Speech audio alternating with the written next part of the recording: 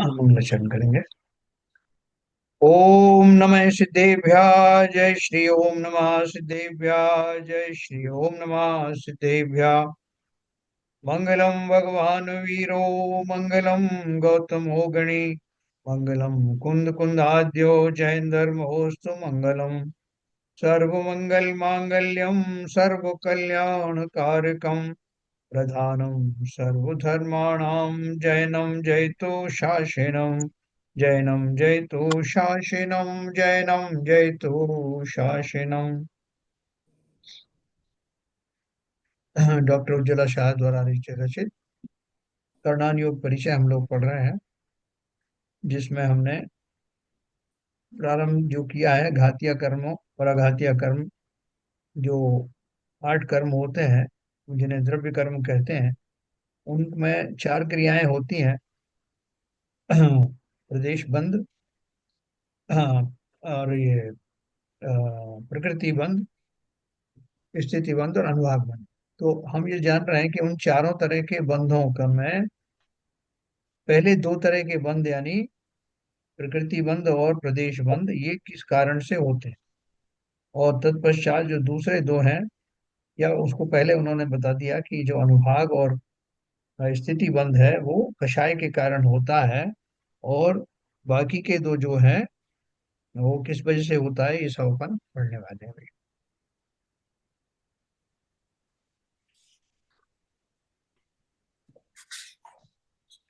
देखिए, अपन ने कल पढ़ा था ये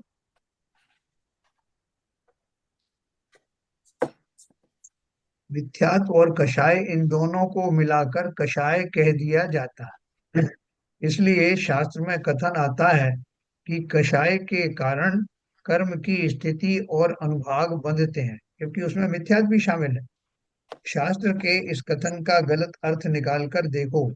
मात्र कषाय से ही बंध होता है, मिथ्यात्व बंध में अकिंचित कर है, मतलब उसका कोई रोल नहीं है। ऐसा कहने का दुस्साहस तुम नहीं करोगी, इस बात का मुझे विश्वास है। मतलब वो ये कहना चाहती हैं कि मिथ्यात्व भी इसमें शामिल है। अब वो कैसे शामिल है। अब प्रश्न है कि प्रदेश बंद और प्रकृति बंद का इन्हें कौन विभाजित करता होगा और इनकी संख्या कैसे निश्चित होती होगी, है ना। पहले प्रदेश बंद के बारे में बता दिया आपको। प्रदेश बंद प्रकृति बंद जो है वो मिथ्यात्व के कारण होता है, अपन ने ऊपर पढ़ा, है ना। कर्मों की संख्या यानी प्रदेश बंद कौन नक्की करता है, तो ये उन्होंने बता दिया कि स्थिति और अनुभाग में जीव के मोह राग देश परिणाम होते हैं। मोह अर्थात मिथ्यात्व और राग देश अर्थात कषाय। मिथ्यात्व और कषाय, इन दोनों को मिलाकर कषाय कह दिया जाता है। इसलिए शास्त्र में कथन आता है कि कषाय के कारण कर्म की स्थिति और अनुभाग बनते हैं। शास्त्र के इस कथन का गलत अर्थ निकालते। तो अब बोल रहे हैं, अब प्रश्न है कि प्रदेश बंद और प्रकृति बंद का इन्हें कौन विभाजित करता होगा और उनकी संख्या कैसे निश्चित होती होगी। प्रदेश बंद का अर्थ क्या है कि कितने कर्म परमाणु एक बार में मेरे पास आ रहे हैं आश्रम के द्वारा, कितने, जब मेरा कर्म भाव कर्म उस तरह का होता है, मेरे परिणाम वैसे होते हैं, तो उस समय उन परिणामों का निमित्त पा करके जो कर्म बनने योग्य जो परमाणु हैं उनकी संख्या कैसे पता लगती। तो वो प्रदेश बंद हो गया। और वो कौन से भाव हैं, वो कौन से टाइप के कर्म में कन्वर्ट होंगे, ये डिसाइड कौन करता। कितना कितना होगा, कितना उसका भाग जो है वो प्रदेश में जाएगा और कितना भाग प्रकृति में जाएगा, इन्हें कौन विभाजित करता है और इनकी संख्या कैसे निश्चित होती होगी। हम आज तक हर समय अनंत परमाणु बांधते आए हैं, परंतु हमें तो उसका पता ही नहीं था। कर्म को बांधने और छुड़ाने वाला कोई ईश्वर या परद्रव्य हो नहीं सकता। इस बात को भी हम विश्वास के साथ कह सकते हैं, क्योंकि एक द्रव्य अन्य द्रव्य का कुछ भी कर नहीं सकता। सर, हाँ। इसमें एक चीज आपने बताई हाँ। कि प्रदेश बंध में कितने परमाणु उसके उसमें जाके चार्ज हो जाएंगे, हाँ। वो तो एक निश्चित हो गए। हाँ। उसके बाद जितने निश्चित हुए वो कौन सी प्रकृति में जाएंगे, हाँ। वो उसके ऊपर निर्भर करेगा कौन से कर्म के उसमें विभाजित होंगे। आठ आठ जो प्रकृति बताई आपने, मूल ये हाँ। प्रकृति उसमें विभाजित होंगे। तो यस। मतलब ये है कि जो जितने परमाणु इंटेंसिटी के हिसाब से प्रदेश बंद में हुए वो तो फिक्स हो गए, ऐसा ही है इंटेंसिटी ना? नहीं, इंटेंसिटी नहीं, नंबर। नंबर नंबर, हाँ हाँ। Number, sorry. कितने हम्म, नंबर ऑफ परमाणु कर्म के उसमें चार्ज हो गए, हाँ। उस बंद में चार्ज हो गए, वो तो अमाउंट, वो नंबर तो फिक्स हो गए। यस। अब वो फिक्स हो नंबर किस प्रकृति में जाएंगे, वो आठ प्रकृतियों के ऊपर डिपेंड करेगा, ये आप आगे एक्सप्लेन कर रहे हैं। या। यस। जी, यस। ठीक, ठीक है। ये अपन बहुत अच्छे से करेंगे इसको, समझ, जिसमें कोई कंफ्यूजन नहीं रहेगा। जी जी जी। तो तो हम आज तक हर समय अनंत परमाणु बांधते आए हैं, परंतु हमें तो उसका पता ही नहीं था। कर्म को बांधने और छुड़ाने वाला कोई ईश्वर या परद्रव्य तो हो नहीं सकता। इस बात को भी हम विश्वास के साथ कह सकते हैं, क्योंकि एक द्रव्य अन्य द्रव्य का कुछ भी कर नहीं सकता। जी हाँ। अभी देखो, हमारी बिल्डिंग में एक आयोजन हो रहा था गायत्री परिवार का। मैं भी गया था वहां, मुझे बुलाया गया था। तो वहाँ वो एक कथा सुना रहे थे वहाँ के पंडित जी, कि ईश्वर पहले एक था, फिर उसने सोचा कि यार एक से काम चलेगा नहीं, तो मैं अनेक हो जाऊं। तो उनको अनेक होने की इच्छा हुई, तो उन्होंने अपने नाभि में से एक कमल की रचना की, और उस कमल के ऊपर में उन्होंने पूरे संसार की रचना कर दी। तो दो पार्ट में कर दिया, कुछ जड़ बना दिए, कुछ चेतन बना दिए। जो चेतन जो है उनसे वो लेकर तो गायत्री परिवार हो गया, वेद आदि हो गए, और जड़ के लिए कुछ और हो गया। फिर ब्रह्मा और वो महेश आकर प्रकट हुए, ऐसा वो कथा सुना रहे थे। तो वहां क्या है कि ईश्वर एक है, फिर वो अनेक हुआ, फिर अनेक से फिर उसकी सृष्टि जो है वो भंग हो जाएगी और बदल जाएगी, फिर ये बहुत सारी बात चल रही। तो वहां तो सारा कुछ जो है एक द्रव्य दूसरे द्रव्य का कर्ता होता है, ऐसा ही मान्यता है। सिर्फ आपको मात्र एक जैन दर्शन ही एक ऐसा दर्शन है जिसमें ये मूल सिद्धांत आपको बताया है कि एक द्रव्य दूसरे द्रव्य का कर्ता धर्ता हर्ता नहीं होता, और समस्त द्रव्य अपने ही कार्य के कारण से वो सब क्रियाएं करते हैं। ऐसी स्वतंत्रता, कण कण की स्वतंत्रता, जैसी जैन दर्शन में बताई है और किसी दर्शन में नहीं है। तो ये उन्होंने बोला एक द्रव्य अन्य द्रव्य का कुछ भी नहीं कर सकता। अब देखो, कर्म स्वयं ही इन आठ प्रकृति रूप विभाजित होता है, उसका अन्य कोई भी करता नहीं है। जिस तरह हम भोजन ग्रहण करते हैं, तब उस अन्न का रूपांतर खून हड्डी चर्बी स्नायु विष्ठा आदि रूप होता है, उसका कर्ता अन्य कोई भी नहीं है। है ना, शरीर में से पास हुआ, जिस समय हम भोजन कर रहे हैं उस समय भी नहीं मालूम कि इस ग्रास में से कौन सा अंश जो है वो लौह तत्व में कन्वर्ट होगा, कौन से कैल्शियम बनेगा, किससे हड्डी बनेगी, किससे जो है रक्त बनेगा, हम भी नहीं जानते। लेकिन हम तो भोजन करते हैं अपने हिसाब से कि जिसको जो बनना हो वो बन जाए। अब शरीर में ही वो योग्यता होती है, ये वो शरीर का जो सिस्टम है, कि उसके हिसाब से वो विभाजित हो जाते हैं, और उसमें वो जो पार्टिकल में जो बनना होता है उस तरह के उसमें बन जाता है। उसी तरह कर्म स्वयं ही मूल प्रकृति एवं उत्तर प्रकृति रूप विभाजित होता है। मूल प्रकृति मतलब पहले तो ये डिसाइड हो गया कि वो जो है ज्ञानावरणी कर्म में कन्वर्ट होंगे। अब ज्ञानावरणी कर्म के जो है और दूसरे जो भेद हैं, कि कौन सा ज्ञानावरणी कर्म हुआ, कितना उसका उदय रहेगा, कितना उसका जो है नहीं रहेगा, मिथ्यात्व सहित रहेगा कि नहीं रहेगा, ये सारा उसके जो मूल प्रकृति के बाद में उत्तर प्रकृतियां उसी की होती हैं। तो ज्ञानावरणी कर्म कितने प्रकार का होता है, किंतु तो हमको ने अवधि ज्ञानावरणी मत श्रुत ज्ञानावरणी ना, मनोपर्याय मनापर्याय ज्ञानावरणी और केवल ज्ञानावरणी, ये सारे जो है उसके उत्तर भेद हो गए। सभी कर्मों के ऐसे उत्तर भेद होते हैं, उसके कितनी तरह का वो होता है कर्म। जैसे मोहिनी कर्म के बारे में अपन बोलते हैं कि दर्शन मोहिनी चारित्र मोहिनी, ये उसकी प्रकृतियां हैं। ऐसे सभी कर्मों की उत्तर प्रकृतियां भी होती हैं, मतलब वहां भी ये भी डिसाइड हो जाता है कि मूल रूप तो ये उससे सब पार्ट में किस में एक्चुअली उसका जो बंध हुआ, वो पूरा डिसाइड हो जाता है। हमारे नाम के लिए तो हम वो मूल प्रकृति याद रखते हैं, लेकिन वो जो एक्चुअली डिवाइड होकर के उसका जो उत्तर प्रकृति है उसका माइन्यूट वहां तक जाता है बंध में। तो इन प्रदेश बंद, और जो अपन जैसे नाम कर्म के अपन जो 97 जो भेद अपन जानते हैं, वो सारे जो भेद रूप भी वो बंद होता है। अभी आएगा आगे कि कैसे मुझे कैसे शरीर मिलता है, कितना बड़ा शरीर मिलेगा, उसकी मेरी आयु कितनी होगी, मेरी आंखें कैसी होंगी, मेरे कान कैसे होंगे, ये सारा नाम कर्म तो मुख्य प्रकृति है। उत्तर प्रकृति में उसके 97 भेद हैं। तो ऐसे सभी कर्मों की उत्तर प्रकृति मतलब उसकी सब पार्ट है। 93 97 देख कितना होगा। कर्म परमाणुओं की संख्या यानी प्रदेश भी उसके अपने कारण से ही बनते हैं। हाँ देखो, मूल प्रकृति उत्तर प्रकृति रूप विभाजित हो गया। फिर बोल रहे हैं कर्म परमाणुओं की संख्या यानी प्रदेश भी उसके अपने कारण से ही बंधते हैं। कितने तीव्र मेरे भाव हैं। तो उस जाति के उतने परमाणु जो है, उतने परमाणु मेरे आश्रम में आते हैं उन प्रकृतियों को पार्टिसिपेट करने के लिए, उन प्रकृतियों में बंधने के लिए, बंटने के लिए उतने ही परमाणु मेरे भावों के निमित्त से आते हैं। नंबर ऑफ परमाणु। फिर उसके बाद में कौन से उसमें जाएंगे, किस प्रकृति के बनेंगे, ज्ञानावरण आदि 8 कर्मों के, और उसकी सब प्रकृतियों में से कहाँ कौन से उसमें बनेगा। कर्म परमाणु की संख्या यानी प्रदेश भी उसके अपने कारण से ही बंधते हैं। इन प्रदेश बंध और प्रकृति बंध में जीव का योग भी निमित्त है। योग क्यों निमित्त है? क्योंकि जब हमें आश्रम के अपन ने भेद पढ़े थे, आश्रम के कारण पढ़े थे, जो आगे आएगा और फिर से उसमें जो आत्म प्रदेशों का जो कंपायमान होना है, उसका जो पैटर्न बनता है, उस पैटर्न के अनुसार भी नंबर ऑफ प्रदेश जो है उस पर डिसाइड डिसाइड होते हैं। नंबर ऑफ प्रदेश के, क्योंकि जब मैं भाव करता हूँ से क्रोध करता हूँ, तो क्रोध करता हूँ तो आपने देखा बहुतों की जो है वो धड़कन बढ़ जाती है और पसीना आ जाता है और बहुत सारे बायोलॉजिकल चेंजेस दिखने लगते हैं। तो उस समय वो जो योग है, आत्मा के जो प्रदेश हैं उनका भी एक विशेष जो है पैटर्न बनता है। और उस पैटर्न का निमित्त पा करके जितने प्रदेशों को वहां आना होगा, वो उतने प्रदेश आएंगे उस पैटर्न से के अनुसार।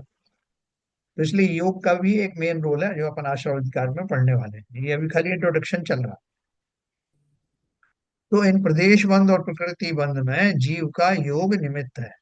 इसलिए पहले योग क्या है ये जानना जरूरी है। देखो एक एक करके ला रहे हैं। हमारी लौकिक भाषा में योग शब्द का भिन्न अर्थों में प्रयोग होता है। जैसे आज धन का योग है, देखो तो कैसा योगा योग है। योगाभ्यास के कारण हमारा स्वास्थ्य अच्छा है। विशिष्ट व्यक्ति बहुत बड़ा योगी है। बीमा कंपनी भी कहती है योग क्षेमम वहाम्यम, यानी आपके योगक्षेम का हम निर्वाह करेंगे। इनमें से कोई भी योग यहाँ अभिप्रेत नहीं, यानी उनकी इसी बात यहाँ नहीं हो रही। जीव के प्रदेशों का अर्थात आत्म प्रदेशों का कंपन होना, प्रदेशों का सकंप होना, परिस्पंदन होना, चंचल होना योग कहलाता है ना। जैसे हम बताते हैं कि शुरू से ही आत्मा के अंदर में एक गुण है। जब तक वो योगी होता है, संसारी दशा में होता है, चौ 13वें गुण स्थान तक वो कैसा रहता है, वो उसके योग निरंतर चलते रहते हैं। अर्थात आत्मा के प्रदेश कंपायमान होते रहते हैं, जिसके फलस्वरूप उसको कर्मों के आश्रम में, जैसे हमारे सक्शन की एक वो होती है ना, एक तरीका होता है, जो आपका जो इंजन चलता है, ऑटोमोबाइल इंजन चलते हैं, उसमें सक्शन क्रिएट होता है। जो सक्शन क्रिएट होने से उसमें फ्यूल इंजेक्ट होता है या हवा उसके अंदर आती है। तो उसी तरह से ये कर्मों को प्रदेशों को लाने का एक मैकेनिकल तरीका है कि जो आत्मा के प्रदेश जब कंपायमान होते हैं तो उनके कंपित होने से वैसा वैक्यूम जैसा माहौल तैयार होता है, जिससे वो जो कर्म आने वाले हैं उनको फैसिलिटी मिलती। तो प्रदेशों का सकंप होना, परिस्पंदन होना, चंचल होना योग कहलाता है। प्रदेशों के इस कंपन को द्रव्य योग कहते हैं। तो जहां जहां फिजिकल एक्टिविटी होती है उसमें अपन द्रव्य लगा देते हैं, जिसे द्रव्य मन बोलते हैं। तो जो फिजिकल चीज है द्रव्य कर्म बोलते हैं, जो फिजिकल है। तो इसी तरह यहाँ बोला प्रदेशों के कंपन को द्रव्य योग कहते हैं, फिजिकली होता है। इस द्रव्य योग के कारण जीव में कर्मों को आकर्षित करने की शक्ति उत्पन्न होती है। जैसे मैंने वैक्यूम का उदाहरण दिया ना आपको, उसे भाव योग कहते हैं ना। भाव योग से द्रव्य योग होगा।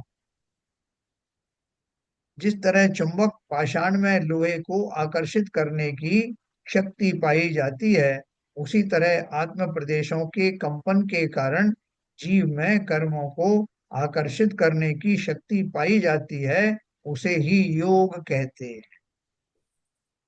समझ में थोड़ा आया होगा आपको कि योग का स्वरूप जो है जी ये जी क्या है। जी।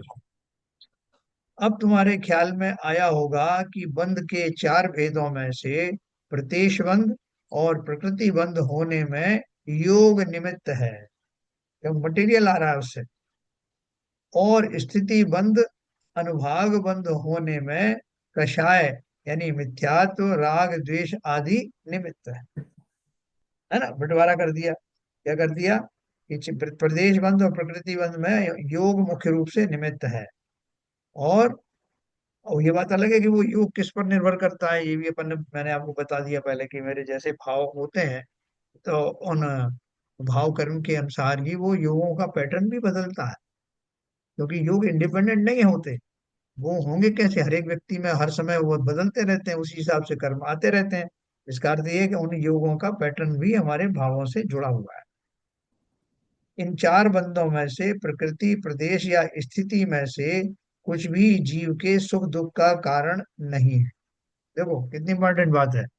चार बंद हो गए प्रकृति बंध प्रदेश बंध स्थिति बंध अनुभाग बंध। इन चार बंधों में से प्रकृति प्रदेश या स्थिति में से कुछ भी जीव के सुख दुख का कारण नहीं है। तीनों कर्म का जो अनुभाग अर्थात फल है, उसमें यदि जीव जुड़ता है और पुनश्च मोह राग द्वेष करता है तो वह दुखी होता है और उससे नया कर्म बंध भी होता वाह। है ना।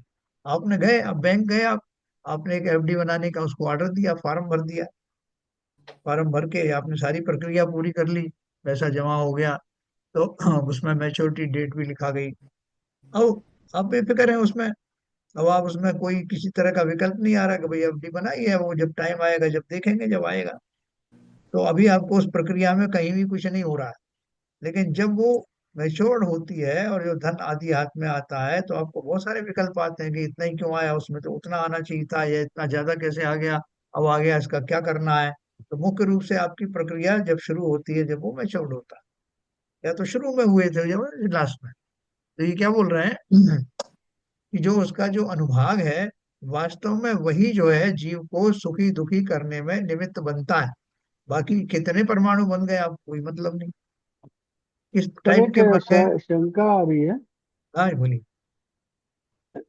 इसमें जो बताया आपने कि प्रकृति बंध होने में योग निमित्त है, हाँ और प्रकृति बंध आपने ये बताया था ना कि प्रकृति जो हमारे कर्म है, घातीय घातीय कर्म, हाँ उनके बेसिस पर है ये प्रकृति बंध हो रहा है। हाँ, उनका उन टाइप्स में।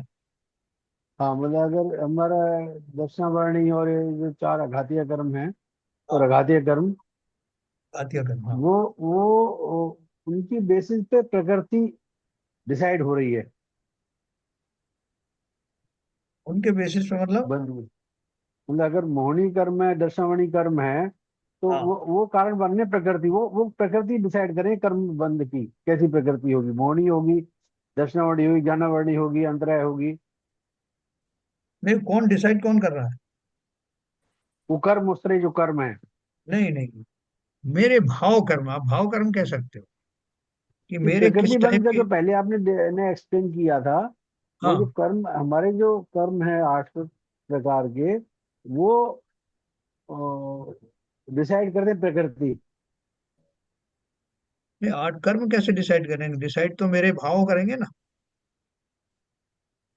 वो कर्म कैसे डिसाइड करेंगे। नहीं सर, जो वो देखो, कह रहे हैं, देखिए हाँ सर, आप भी कह रहे हैं उदय वो सही है, वो भी कह रहे हैं उदय सही है, उदय की उनका बात कहना। कर रहे हो, उदय की बात कर रहे हो आप। नहीं नहीं, उदय की बात नहीं कर रहे। हाँ वो ये कह रहे हैं कि जो आपके 8 कर्म, कर्म आपने जैसा किया उसके बेसिस पे आपके प्रकृति और प्रदेश बंद होंगे।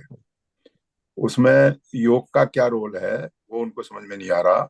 योग जो आपके आत्म प्रदेश में कंपन होता है उन कर्म के होने से, और जो कंपन होने से जो कर्मों को आकर्षित करने की क्षमता आत्मा में पाती है, उससे आपके भाव योग बनते हैं, और उन भाव योगों से ये कर्मों का बंध होता है। तो ये जो भाव योग बना, ये इंटरमीडिएट स्टेज है कर्मों को चार्ज करने में, और किस कर्म से हो रहे हैं उनको चार्ज करने में। जैसा आपने समझाया वो मेरा ख्याल है ललित जी का यही एक्सप्लेनेशन चाहिए। हम्म। प्रकृति बंध वाला शब्द दोबारा दिखा सकते हैं, वो जो पहले था, हाँ हाँ, प्रकृति बंध। मैं दिखाता हूँ आपको प्रकृति बंध कैसे होता है। ये देखो,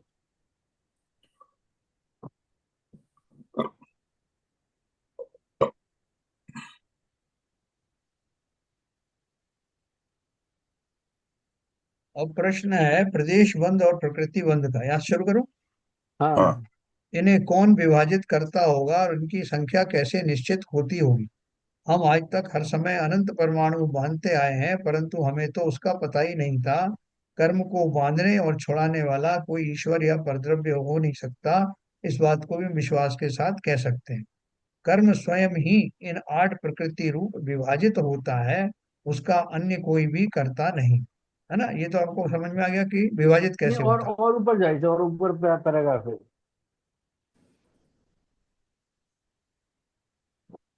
है। अब प्रकृति बंध का स्वरूप देखेंगे। ऐसे देखो, हाँ हाँ।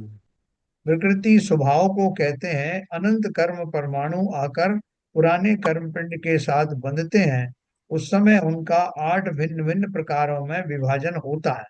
कर्म के ये 8 भेद होते हैं, उसे प्रकृति बंध कहते हैं। कर्म के अपने स्वभाव के कारण, यानी कर्म क्या फल देते हैं उसके कारण उनके 8 भेद होते हैं। ये मतलब ये बता रहे हैं वो प्रकृति का जो अर्थ क्या है। इन्हें मूल प्रकृति कहते हैं। जो नाम है वो नाम किसका है कि वो जो विभाजन हो रहा है 8 कर्मों का, उनका मूल प्रकृति कहते हैं। देखो, इनमें किसी और का नाम नहीं दिया। कर्म के अपने स्वभाव के कारण, यानी कर्म क्या फल देते हैं उसके कारण उनके 8 भेद होते हैं। नाम दिया ना हमने। जैसे क्रोध आदि है, तो क्रोध के कारण क्रोध आता है, क्षमा के कारण क्षमा आता है अपन। तो यहाँ भी वो बोल रहे हैं कि कौन से प्रकार के कर्म बंधने वाले हैं उस तरह के आपको आने वाले हैं, उसी के परमाणु आएंगे आपके। अपने स्वभाव के कारण, यानी कर्म क्या फल देते हैं उसके कारण उनके 8 भेद होते हैं। उन्हें मूल प्रकृति कहते हैं। मूल प्रकृतियों के नाम ये 8 हैं। इन मूल प्रकृतियों के और भी भेद किए जाते हैं जिन्हें उत्तर प्रकृति कहते हैं। यहाँ कुछ आपको मिला इसमें क्लू। देखो, मैं आपको शॉर्ट में बताता हूँ कि अपन जो है, जो पूर्व कर्म जो बंधे हुए हैं और वो उदय में आते भी, उनकी बात नहीं कर रहे। अभी अपन बात कर रहे हैं क्योंकि वो उदय में आते हैं तब भी वो जीव के भाव बदलते हैं ना। तो अपन यहाँ से ही शुरू करते हैं कि जिस समय जीव के भाव अमुक प्रकार के होते हैं, जिसे हम भाव कर्म बोलते हैं, तो उन भावों का निमित्त पा करके क्या क्या चेंजेस होते हैं। मेरे जो योग का जो पैटर्न है वो चेंज होता है। और जैसे आपने देखा हो ना, जब गुस्सा आता है तो मेरी धड़कनें बढ़ जाती है, मेरा ये सब शरीर में बहुत सारे चेंजेस होने लगते हैं। ऐसा मान के चलिए कि जिस समय भाव कर्म होते हैं, जीव के परिणाम बदलते हैं, उन परिणामों का निमित्त पा करके योगों का पैटर्न बदलता है। और योगों का पैटर्न बदलने से कर्म बंधने की प्रक्रिया चालू होने वाली है। तो सबसे पहले तो रॉ मटेरियल आएगा कि कितने परमाणु आएंगे। नंबर ऑफ परमाणु वो मेरे योग पैटर्न से डिसाइड होगा और उतने परमाणु आएंगे। उसके बाद में और उन पर वो कौन सी प्रकृति के आएंगे, ये क्योंकि मेरे भाव जो चल रहे हैं वो किसी न किसी प्रकृति के अनुसार ही हो रहा है। मेरे भाव कौन से हो रहे हैं, क्रोध के हो रहे हैं, मान के हो रहे हैं, माया के हो रहे हैं, कुछ भी हो रहा है, तो वो उसी जाति के जो है वो प्रकृति के बनने का सामान आ गया। अब उसके बाद में फिर वो मेरी कषायों की कितनी तीव्रता है उसके अनुसार उसकी स्थिति और अनुभाग निश्चित होंगे। तो अभी तो उस आप प्रकृति बोल रहे हैं कषाय के बेसिस पर प्रकृति। स्थिति और अनुभाग का मैं बात कर रहा हूँ। तो अभी कषाय आपने के प्रकृति के लिए तो योग प्रकृति बोला। में नहीं, प्रकृति में ये जो 8 भेद हैं, हाँ, ये इनका योगदान है या नहीं? ये इन्हीं में तो बनते हैं, इन्हीं रूप में तो वो कन्वर्ट होंगे। इनका योगदान नहीं, इनमें इन रूपों में वो जाएगा जो आपने रॉ मटेरियल लाए हैं। हाँ। योग के माध्यम से जो प्रदेश बंद हुआ है, जो परमाणु आए हैं, वो आपके भावों का पैटर्न समझ करके कि कौन सी जाति के भाव चल रहे हैं, इनमें से किसी 8 में वो जा करके कन्वर्ट भाव हो तो जाएंगे। हमारे कषाय के बेसिस, कषाय ही इफेक्ट होते हैं ना। उनमें जो है ना, हाँ कषाय से होते हैं, तो उसमें कषाय जो है, कषाय का अर्थ क्या है, कषाय कितने हैं? कषाय कषाय चार है। कौन से होते हैं? हाँ। 4 कषाय। हाँ, चार कषाय कौन सी हैं? क्रोध, मान, माया और लोभ। हम्म। ठीक है, तो वो जब जो मुख्य रूप से जो वो चार प्रकार के होते हैं, उनसे कंसर्न ही मेरे भाव होते हैं। उनकी तीव्रता के अनुसार उन कषायों की तीव्रता के अनुसार मेरे अनुभाग का निर्धारण होता है। और वो कौन से टाइप के कर्म है, यानी कषाय में भी कौन सी कैसी कषाय चल रही है, जैसे मेरी मायाचारी चल रही है, कुछ और चल रहा है, तो उसके अनुसार से ये इस पैटर्न में जाएगा। ये एक उदाहरण मैं आपको देता हूँ। जैसे किसी कोई व्यक्ति ने किसी के शास्त्र छिपा दिए, शास्त्र पढ़ रहा था वो व्यक्ति, वो जाकर के छिपा दिए, और उसके दर्शन कर रहा था, तो दर्शन में भी जाके व्यवधान बन गया, बीच में खड़ा हो गया। तो अब उसको कौन से कर्मों का जो संयोग मिलना चाहिए, बताओ आपके हिसाब से? अंतराय। हाँ, पहले तो अंतराय। अंतराय, अंतराय। अंतराय भी है, बिल्कुल सही है, अंतराय भी है। और जैसे ज्ञानावरण कर्म है, दर्शन, उसने ज्ञान में व्यवधान डाला, तो वो ज्ञानावरण, वो भी एक तरह का अंतराय ही है, लेकिन अपन ज्ञानावरण मुख्य रूप से कहेंगे, क्योंकि उसने ज्ञान में बाधा पहुंचाई, इसलिए ज्ञानावरणी कर्म का बंध हुआ। उसने लोगों को दर्शन करने में बाधा पहुंचाई, इसलिए दर्शनावरण कर्म का बंध हुआ। बंद हुआ तो मतलब, ये और उस, प्रकृति नहीं आई। ये प्रकृति नहीं कहेंगे कि ज्ञानावरण कर्म का बंध हुआ। तो कौन क्या प्रकृति है? ज्ञानावरण कर्म है। हाँ वही तो है, मैं भी तो वही कर रहा हूँ। ज्ञानावरण प्रकृति हुई, हम्म। दर्शनावरण प्रकृति हुई। ठीक है। अगर मैंने कोई आदमी जो है बहुत बुरी तरह से, जो है मेरा स्वजन है, उसको कुछ तकलीफ हो रही है और मैं बहुत दुखी मंदिर में हो रहा हूँ, तो मुझे कौन सा कर्म जो है मेरे लिए, कौन सा वो प्रकृति आएगी? पर ये पैटर्न वेदनी, प्रकृति तो अब कर्म के वेदनी, बेसिस पर ही है वेदनी। ना सर। उन्हें एक तो मोहिनी आएगी, जैसे मोहिनी कर्म का उदय हुआ, तो मोहिनी आएगी। उसमें और भी सब इंटरकनेक्टेड भी हैं, अंतराय भी वे, आएगा, वेदनी भी वेद, आएगी। वेदनी भी आएगा। ये चीजें इसमें सब कनेक्टेड हैं। लेकिन मुख्य रूप से जब अपन बात करते हैं, तो अपन कहते हैं ना, देखो भाई साहब, इसने इतना शास्त्र उनके छुपा दिए, उनको पढ़ने नहीं दे रहा, उनको तीव्र ज्ञानावरण कर उनका बंद होगा, ये अपन कहते हैं ओपनली। तो ज्ञानावरण क्या है? वो प्रकृति है। ये सब प्रकृतियां तो है। ज्ञानावरण, दर्शनामूल लिखा है ना, मूल प्रकृतियों के नाम है ज्ञानावरण, दर्शनावरण, मोहिनी, अंतराय। और फिर उत्तर प्रकृति, उसके और भेद हैं। तो कहाँ कंफ्यूजन कहाँ हो रहा है? नहीं तो ये जो ज्ञानावरण दर्शनावरण, ये जो 8 प्रकृतियां हैं, हाँ, ये ये जो है, ये कषाय की वजह से जो उत्पन्न हो रही है, किसकी वजह से उत्पन्न हो रही है? आघातीय देखो, कर्म में। हाँ। देखो इसके पहले अपन ने पढ़ा था, मिथ्यात्व और कषाय सब मिला करके पढ़ा अपन ने, है ना? हाँ। लेकिन कषाय को, कषाय का जब विशेष जो उसमें जो पुट होता है, इंटेंसिटी जब ज्यादा होती, तब उसको बोलते हैं कि उसका अनुभाग वहां से डिसाइड होता है। जैसे मेरा अभी एक स्थिति ऐसी भी आती है कि जब उसकी स्थिति और अनुभाग बंद नहीं होते, जैसे अनंत बनने के बाद में, 13वें गुण स्थान के बाद में उनको साता कर्म का उदय आता है। इनको केवल ज्ञानी, तो उदय आएगा, तो उस उदय में उनका जो है वो बंद नहीं होता। बोले बंद क्यों नहीं होगा, उदय तो आया, और उदय के फलस्वरूप जो है भाव भी बदले, क्योंकि योग अभी चल रहे हैं। तो वो क्या बोलते हैं, कर्म नहीं बंधते, तो किस अपेक्षा से कहा जाता है? क्योंकि उनकी कषाय ना होने के कारण वो जो कर्मों की स्थिति और अनुभाग नहीं बनती। उनका आश्रम तो होता है परमाणुओं का, लेकिन बंध को प्राप्त नहीं होते, अनुभाग और स्थिति नहीं होती। जबकि बाकी सबको स्थिति और अनुभाग का बंध भी होता है, क्योंकि हमारा एक तो मौन ही कर्म है, तो उनका नहीं होता। तो इसलिए जब कर्मों की स्थिति अनुभाग बनती है, तो उसमें कषाय का मुख्य जो है योगदान होता है। बाकी जैसे हमने जो है ऐसे आते जाते कोई भाव किए, हल्के से भाव किए, अभी बहुत ज्यादा मुझे क्रोध नहीं आ रहा, किसी का कोई शास्त्र रखे हुए थे, मैंने यूं हटा दिए। ठीक है, मेरा बहुत ज्यादा कोई परिणाम नहीं था, किसी को दुखी करने का ही परिणाम नहीं था, लेकिन मैंने बिना विवेक के अनजाने में ही उसके साथ हटा दिया। तो मेरा कछाया वाला जो है वो कंट्रीब्यूशन नहीं है मुख्य रूप से, वह मेरा मिथ्यात्व है, इग्नोरेंस है। तो उस जाति के जो परमाणु तो आएंगे, अब वो परमाणु कितने होंगे उसमें, अगर मेरे कषाय की बहुत तीव्रता मिनिमम हुई, तो वो कर्म भी बहुत हल्के से बने उस जाति के। और उसी बीच में मेरे कषाय में किसी ने मुझसे कहा कि साहब मेरे शास्त्र क्यों हटा दिए, तो अभी तक तो मुझे मालूम नहीं था कि मैंने हटा दिए। अब मैं जो गुस्से में आ गया, हटा दिए तो हटा दिए साहब, क्या करें। तो मेरा कर्म का जो स्थिति और अनुभाग वो भी निश्चित हो गया। ज्ञानावरणी तो जाति का आ ही गया था, अब उसमें ये भी निश्चित हो गया कि कितना। तो तो वैसे ये सब कनेक्टेड है। अगर सम्यक दृष्टि हुआ हाँ। तो केवल ज्ञान में आएंगे, वो उसका कोई कॉन्ग्लिजेंस नहीं देगा, उस समय कोई कर्म बंद नहीं होगा।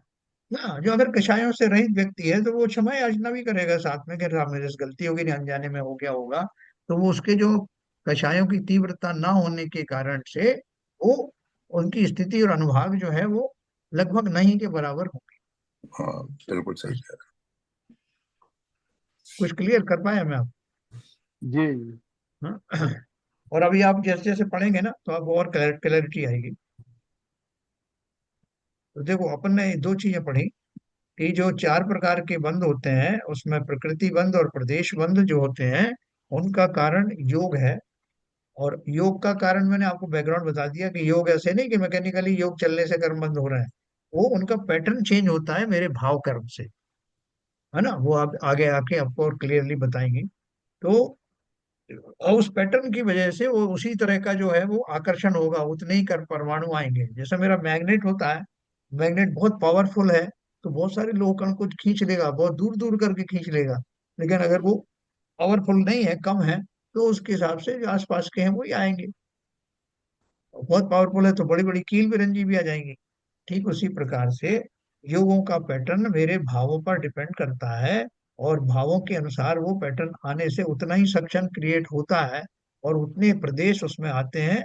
और फिर वो प्रदेश भी मेरे जो उसके बैकग्राउंड के आधार पर, मैं किन भावों से युक्त हूँ उसके आधार पर वो उसका प्रकृति डिसाइड होती है कि कौन सी। मैं मायाचारी के भाव कर रहा हूँ तो मायाचारी वाले ही भाव आएंगे ना, और कर्म आएंगे। वो प्रकृति में डिसाइड वही तो होगा कि जो जो मेरे भाव आ रहे हैं उसी के अनुरूप वो प्रकृतियां आएंगी। तो ये दोनों चीजें योग से रिलेट किया उन्होंने अभी मोटा मोटा तौर पे। और जो कषाय हैं उनके कारण से स्थिति और अनुभाग बंद होता है। जो उन्होंने उदाहरण दिया कि बाकी के जो तीन चीजों तक, स्थिति तक भी कोई प्रॉब्लम जीव फेस नहीं करता, लेकिन वो जो अनुभाग होता है, जो फलदान शक्ति होती है, वास्तव में उसके आने पर जीव को सुख दुख का पता लगता है। उसमें उसका मोहिनी कर्म का भी बैकग्राउंड जो भी आगे पढ़ेंगे अपन। देखो ये बहुत अच्छा मैकेनिज्म है, एक बार आप इसको अच्छे से समझ लोगे ना तो फिर आपका विस्मृत नहीं होगा। तो ये हमने पढ़ा, कर्म स्वयं ही इन आठ प्रकृति रूप विभाजित होता है, उसका अन्य कोई भी करता नहीं। जिस तरह हम भोजन ग्रहण करते हैं तो उस अन्न का रूपांतर खून हड्डी चर्बी स्नायु विष्ठा आदि रूप होता है, उसका कर्ता अन्य कोई भी नहीं है। उसी तरह कर्म स्वयं ही मूल प्रकृति एवं उत्तर प्रकृति रूप विभाजित होता है ना। हम जो गोली खाते हैं कि सिर दर्द की गोली खा ली, एक पेट दर्द की गोली खा ली, एक कुछ और चीज की खा ली, बुखार की खा ली, तो वो गोलियों को कैसे पता कि किसको कहाँ जाना है। अपन को क्वेश्चन नहीं आता कि डॉक्टर से पूछा कि भाई ये देखो आप इस बताओ कौन सी गोली कहाँ जाएगी। तो गोलियों को पता ही नहीं है बेचारी, वो कहीं से कहीं भटक गई तो हैं। है। जिससे बुखार ठीक होना है उससे बुखार तो ठीक हुआ नहीं, वो जाकर के हाथ में आके लग गई। तो हाथ का तो ठीक हो गया लेकिन बुखार का कुछ हुआ नहीं। तो ऐसा नहीं, तो वो क्या एक शरीर में ऐसी योग्यता होती है जैसे जो इन इन चीजों का निर्माण अपने आप ही योग्यता अनुसार करता है। भोजन में वैसे ही तत्व होते हैं, ऐसे ही हमारे भावों का, भाव रूपी तत्वों के कारण से ही वो सब उन उन भावों में उन उन जातियों में विभक्त होते हैं, उन उन प्रकृतियों में जाते हैं, उतना उतनी उनकी स्थिति और अनुभाग बनता है जिन कषायों के अनुरूप। ये एक पूरा मैकेनिज्म है जो समझने में आता है। ऐसा नहीं कि साहब अपन नहीं जानते कि कैसे होता है, पता नहीं भगवान जाने कैसा होगा। बहुत क्लैरिटी साइंटिफिक है, वो अपन आप आगे पढ़ेंगे। कर्म परमाणुओं की संख्या यानी प्रदेश भी उसके अपने कारण से ही बंधते हैं। इन प्रदेश बंध और प्रकृति बंध में जीव का योग निमित्त है। ठीक है ना।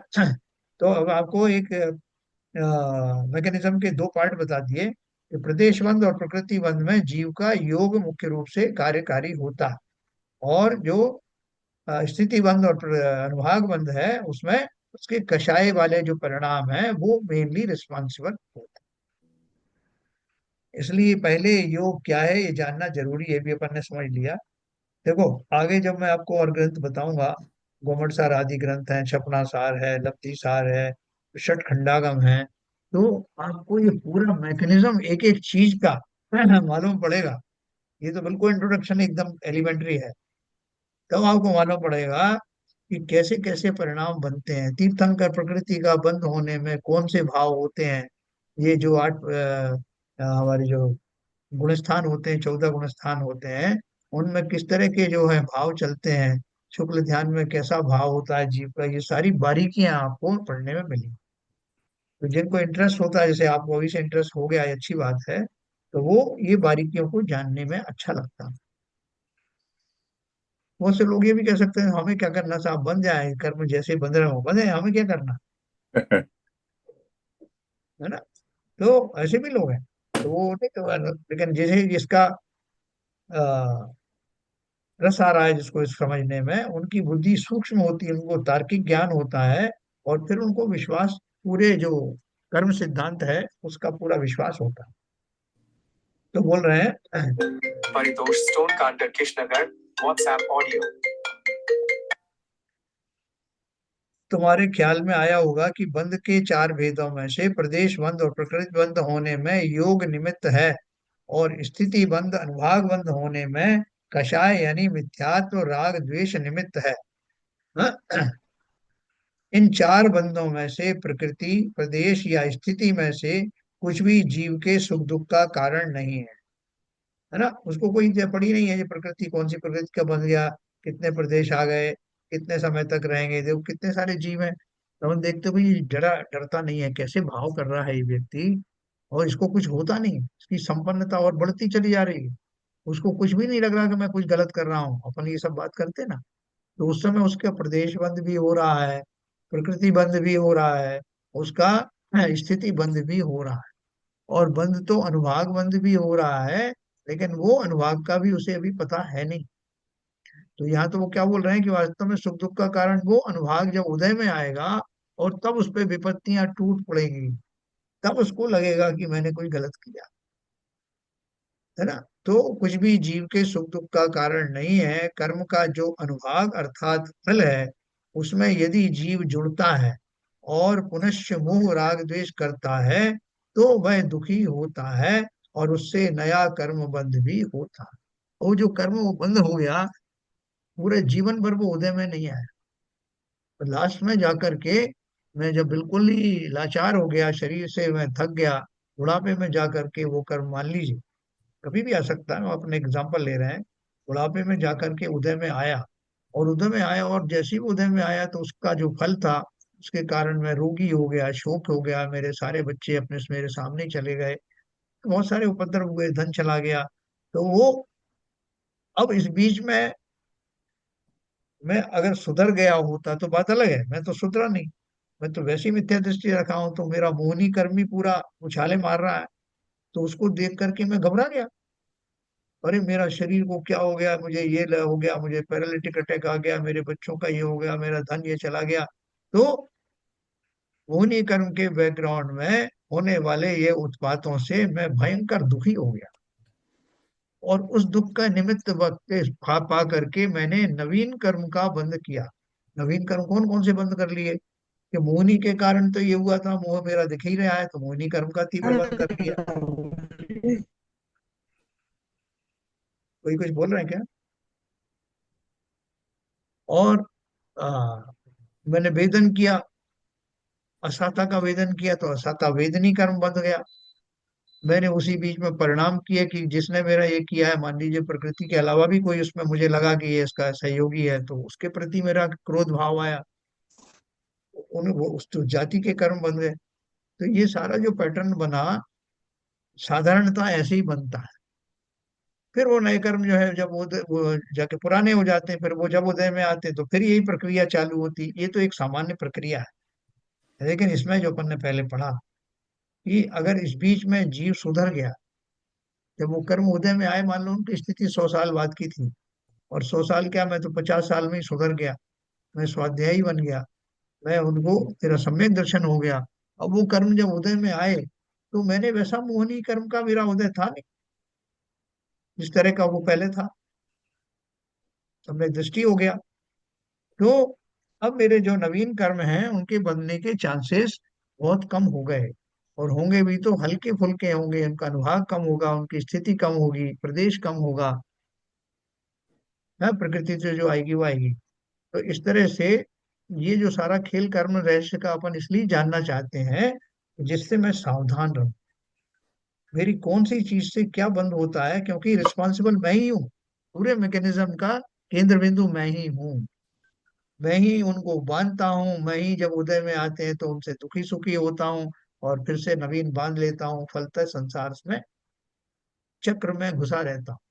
इसलिए ये सारी बातें अपनी आ रही है जो अपन विस्तार से पढ़ रहे हैं। पूरा मैकेनिज्म जान जाएंगे तो अपन चतुर डॉक्टर की तरह हो जाएंगे कि कौन सी चीज खाने से क्या होता है। ठीक है सर, सर यहाँ देखो। सर यहाँ हाँ पर एक चीज, ये जो लिखा है इसमें, हाँ प्रदेश प्रदेश बंद और नीचे लीजिए सर।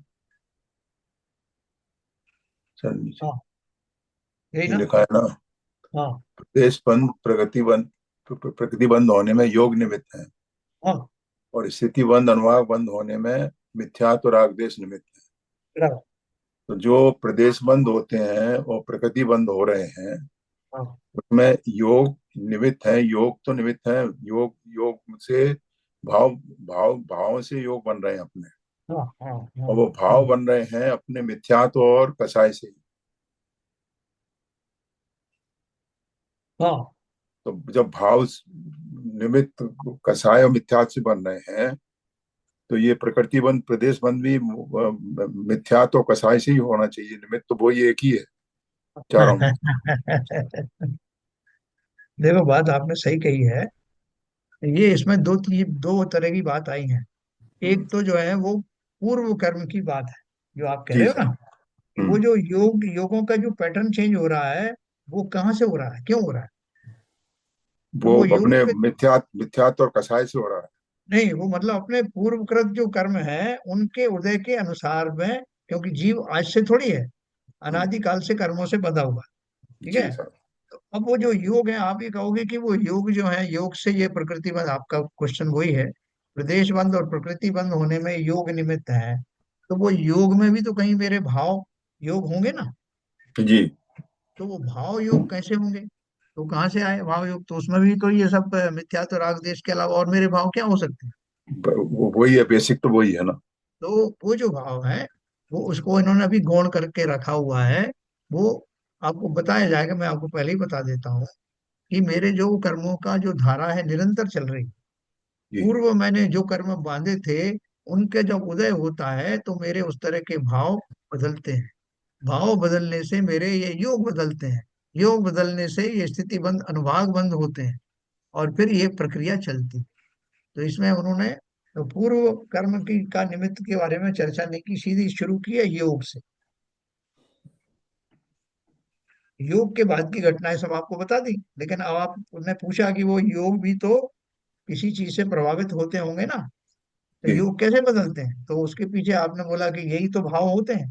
तो भाव तो जीव के इन्हीं जाति में से कोई होते हैं। तो इन्हीं में से होंगे, लेकिन अभी वो पूर्व कर्म की बात अभी नहीं करी है। अभी योग से ही शुरू किया। अच्छा अच्छा अच्छा, ओके।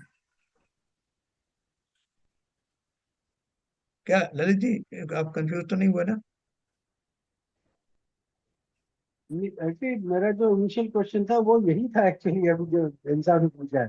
अच्छा क्योंकि अच्छा। मैं, हाँ, क्योंकि योग भी तो इसी मिथ्या विराट की वजह से ही पैदा हो रहे हैं भाव। तो anyway, आपने बताया उससे। हाँ हाँ, अभी वो हम्म, उसका और डिटेल में आएगा, क्योंकि इन्होंने शुरुआत यहाँ से की है। योग से शुरू के पूर्व कर्म की बात अभी नहीं करी है। वो अल्टीमेटली तो वो चक्र है पूरा, हम्म। वो पूरी अच्छा, साइकिल है। हाँ साइकिल है वो सही। पूरी। अब सर देखो एक जरा ध्यान एक ध्यान से प्रश्न। सुनो। हाँ जी। इसमें सब एक और चीज थी, जैसे आप बोल रहे हैं योग, तो योग ये जो इनका कंपन है मतलब प्रदेशों का, हाँ तो प्रदेश ये मतलब प्रदेश क्या चीज है? हाँ, ये बात आपने पूछी। आत्मा के जो प्रदेश कहते हैं वो प्रदेश क्या है। देखो हर एक वस्तु होती है ना, जैसे कि ये जो कंप्यूटर है, टीवी है, इसके जो है प्रदेश का अर्थ क्या है कि इसका जो विस्तार है इस वस्तु का, उस विस्तार को अपन बोलते हैं कि उसने कितने प्रदेश यानी स्पेस, कितनी स्पेस ग्रहण की, तो कितनी स्पेस प्रदेश में तो, ये हाँ छाया। ये ठीक है। तो हाँ प्रदेश तो उसने जैसे जीव है तो उसने तो अपने शरीर से नहीं अपना प्रदेश स्पेस बनाया है। जो हाँ, शरीर जीव है, के साथ है आत्मा है, ना वो। आत्मा, आत्मा ने जो प्रदेश लिया है, किसका प्रदेश लिया है? खुद ने आकाश में। शरीर से लिया अपना प्रदेश। खुद ने शरीर आकाश के में। अंदर ही अपनी जगह बनाई है उसने। नहीं देखो, शरीर के अंदर नहीं। तो फिर क्या शरीर, ये शरीर कंपाइनमेंट हो रहा है? नहीं नहीं, सुनो सुनो। प्रदेश कम, आकाश, प्रदेश तो उसके हो गए शरीर का। एक मिनट सुनो। जो आत्मा और शरीर एक ही प्रदेश में, एक ही क्षेत्र में रहते हैं। एक ही क्षेत्र में रहते हैं मतलब जैसे अपन आकाश का संदर्भ लें, आकाश माने स्पेस। तो स्पेस पर मैं खड़ा हुआ हूँ, तो जितना स्पेस मैंने ऑक्यूपाई किया है, उस शरीर के अंदर में रहने वाला जो आत्मा है लगभग उतना ही स्पेस उसने भी ग्रहण उसका लिया है, क्योंकि मैं उसके सहित ही खड़ा हुआ ना। और आत्मा तो बहुत सूक्ष्म होती है, वो तो उसमें छाई हुई है। तो इसलिए उसको एक क्षेत्रावगाही भी कहते हैं, आत्मा को और शरीर को एक क्षेत्रावगाही। आपने देखा होगा कि अपन ने जगह जगह उदाहरण पढ़ा कि जैसे दूध और पानी को एक क्षेत्रावगाही कहा, जितने क्षेत्र में दूध है उतने ही क्षेत्र में पानी पिए। उसी तरह जब ये से तो आत्मा।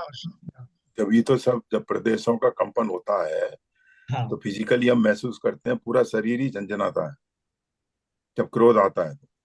नहीं देखो, वो उसका डायरेक्ट कनेक्शन नहीं है।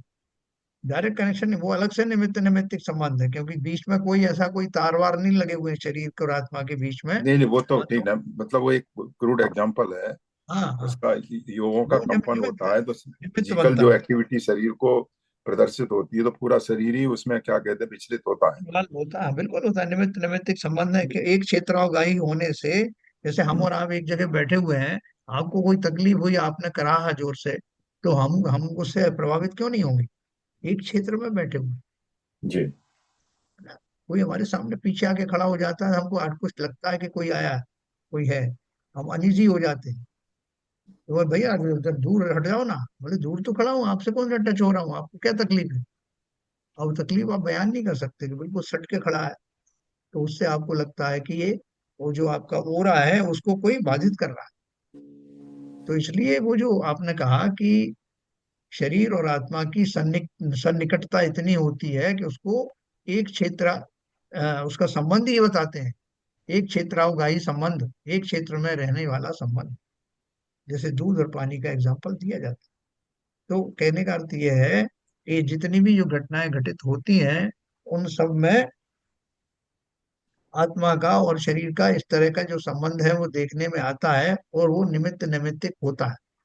आप नृत्य करते कर, दूसरे लोग नृत्य कर रहे हैं, और आपने उनको देख देख के लोगों ने आपको भी खड़ा कर दिया, भाई साहब खड़े हो जाओ जरा भक्ति करो।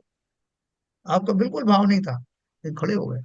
और खड़े हो गए, थोड़ा बहुत हाथ पैर घुमाए, घुमाते घुमाते आपके भाव बदल गए, और आप जो है बिल्कुल भाव से ही नृत्य करने लगे। तो शरीर के निमित्त से आपके भाव जागृत हुए। कभी बार उल्टा होता है कि भाव जागृत हुए तो आप उठ करके डांस करने लगे। तो ये निमित्त निमित्तिक संबंध। ठीक है, देखो अपन थोड़ा सा भी हमारे पास है 5 मिनट। तो देखो जरा ध्यान से सुनो। जीव जो दुखी है वह स्वयं के मोह राग द्वेष परिणामों के कारण दुखी है। कर्म जीव को सुखी दुखी नहीं करता, क्योंकि कर्म तो परद्रव्य है, अचेतन है। बेटियों, अपने जीवन में हर्ष शोक के अनेक प्रसंग आते हैं। उस समय हम किसी विशिष्ट व्यक्ति को उस प्रसंग के लिए जिम्मेदार मानते हैं। इसके फलस्वरूप हमारे मन में उस व्यक्ति के संबंध में राग या द्वेष उत्पन्न होते हैं, और उस व्यक्ति से हमारे संबंध जुड़ते हैं या टूट जाते हैं। ऐसे प्रसंग में जब हमें शास्त्र वचन सुनने से या पढ़ने से पता चलता है कि वह व्यक्ति निमित्त नहीं है, तब हमें सच्चे निमित्त का ज्ञान होता है। आपको बोल दिया कि भैया ये वो उसकी उसकी कोई गलती नहीं, तो फिर दूसरा बताओ किसकी गलती? बोले उसकी भी नहीं है, तो वैसा कुछ तो है। सही तो कारण तो कुछ ना कुछ कारण होगा ना। तो वो कारण जो है, या जो निमित्त है, उसका ज्ञान जब हम शास्त्र आदि का अभ्यास करते हैं तब हमें मालूम पड़ता है, जो हमें पड़ रहा है।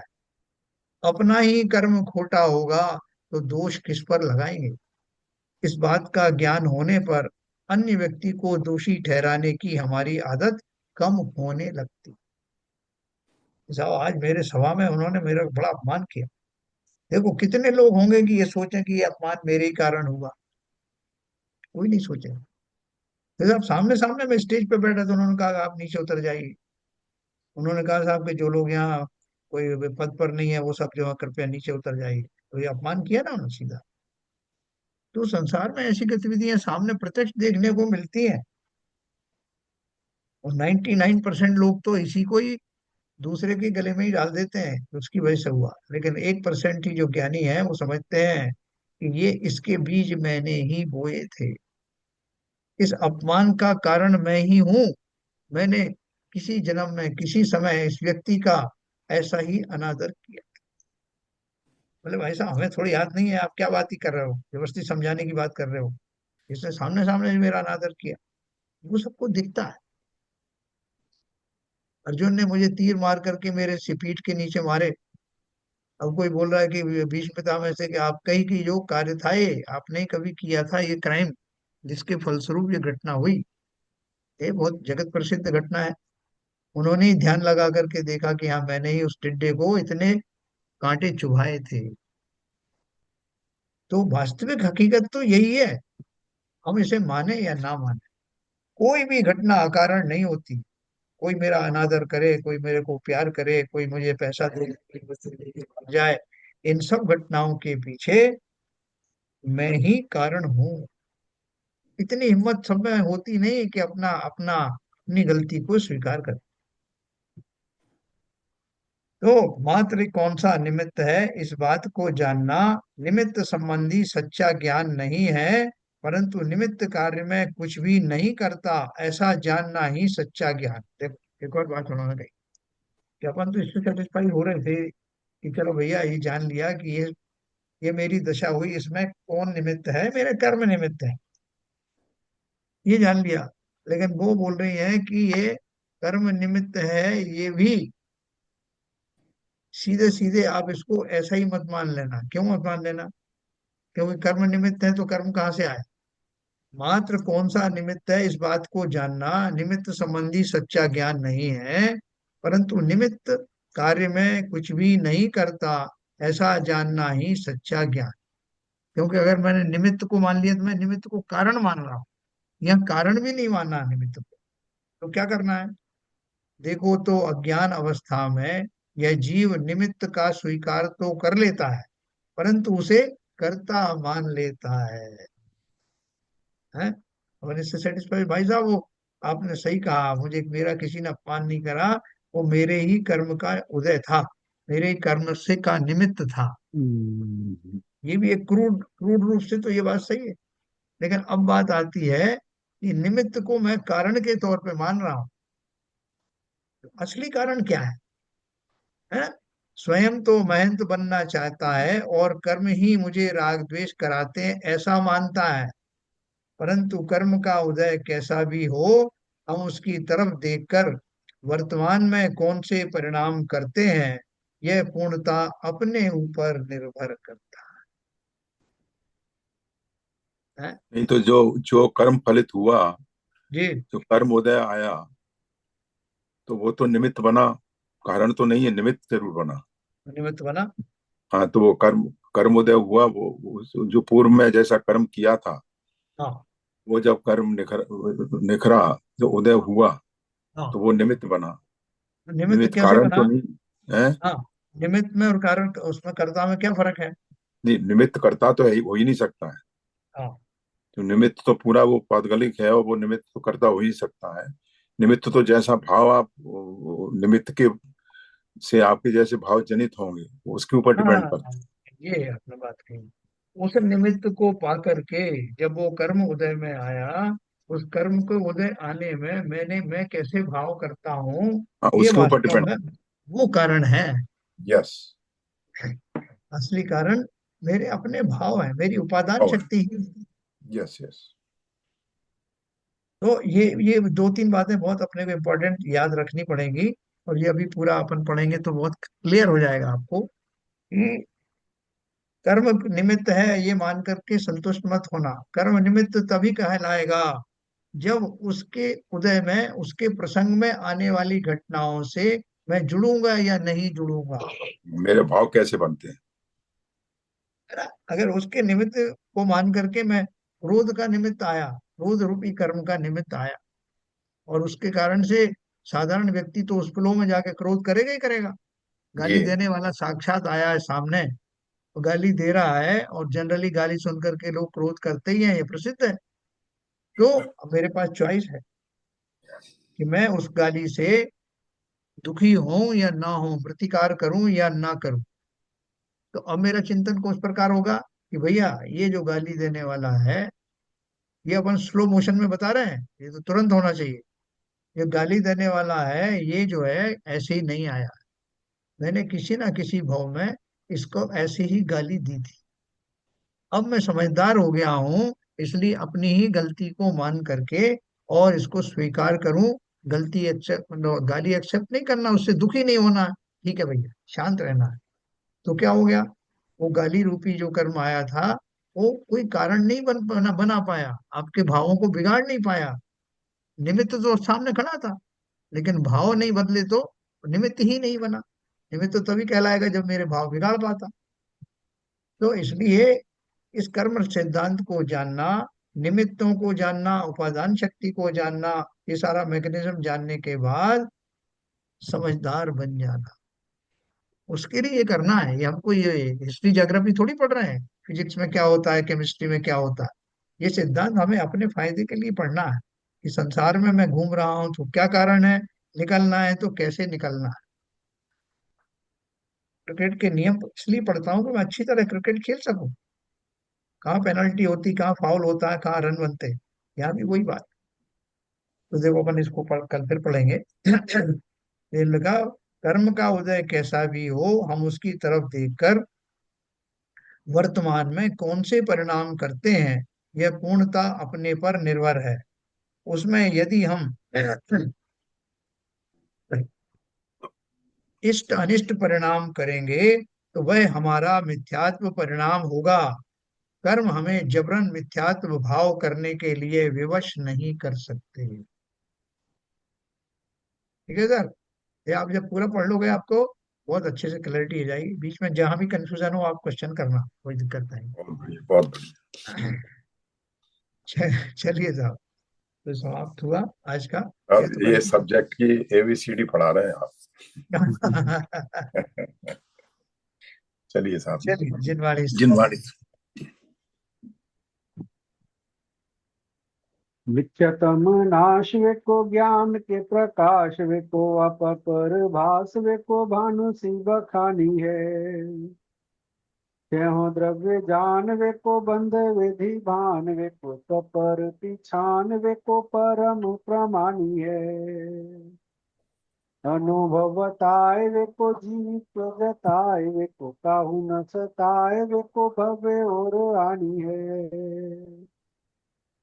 जहाँ तहाँ तार वे को पार के उतार वे को सुख विस्तार वे को यही जिनवाणी है। हे जिनवाणी भारती तो है जब पूजन गए, जो तेरी शरणा गए सो पावे सुख चैन। या वाणी के ज्ञान से तुझे रोका लो, दो वाणी मस्तक धरो सदा देते हैं दो, सदा देते हैं दो। जिनवाणी माता की जय। माता की जय। नमो।